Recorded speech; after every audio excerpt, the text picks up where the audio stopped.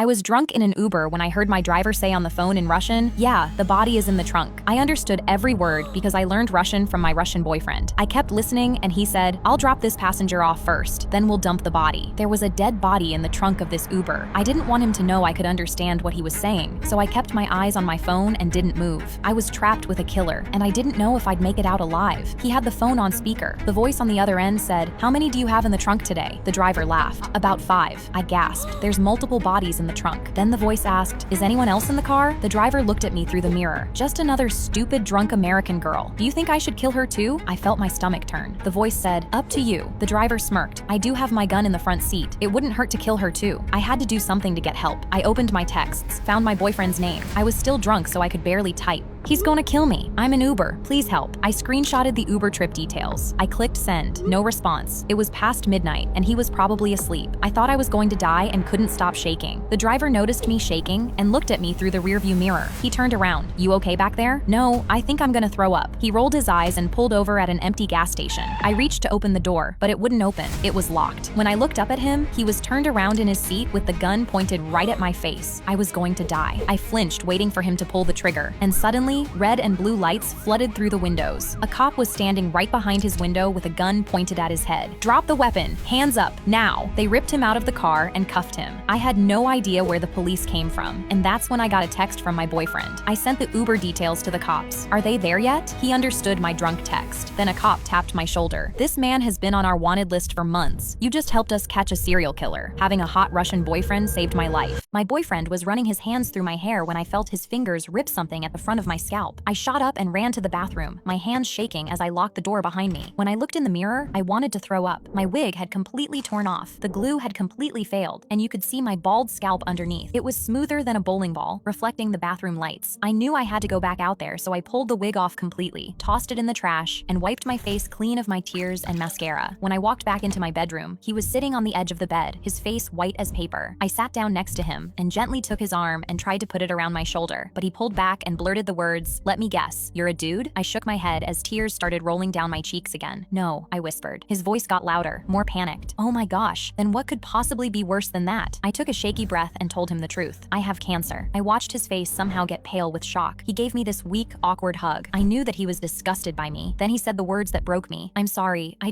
can't keep seeing you. This is too much for me. I didn't sign up for this." He grabbed his phone and wallet from my nightstand, mumbled something about needing to check on his goldfish, and left. Just like that. The door clicked shut, and I was alone, sobbing into my pillow. I remember thinking that if I died, at least I wouldn't have to tell people about the most humiliating night of my life, having my wig ripped off by a guy who couldn't handle reality. But somehow, against everything, I beat the odds and went into remission. As soon as my hair grew back and I didn't feel like a crusty hoe anymore, I posted a photo of me and my friend on Instagram at CVS. My phone immediately buzzed with a text from a number I should have deleted. It was my ex. I was young and stupid and scared. "Please give me another chance. I won the lottery meeting you." I showed my friend the text and we both burst out laughing, like full-on cackling in the candy aisle. "Ha ha ha, the male audacity of that guy is crazy," she kept saying. That's when my friend made the decision that changed my life forever. She handed me a lottery ticket and said, "Send him a photo of this ticket and tell him you won the lottery too, just without him." I laughed and bought the $5 scratcher. I sent my ex the photo of my lottery ticket with the petty joke and blocked him right afterwards. My friend gave me a coin to scratch it, so I did, because why not? I used a quarter from my change, scratching off the silver coating. The first number matched the set of numbers of the winning ticket. Then the second number matched. My heart started beating a little faster. My ticket held all the winning numbers of the lottery. The prize amount was $1 million.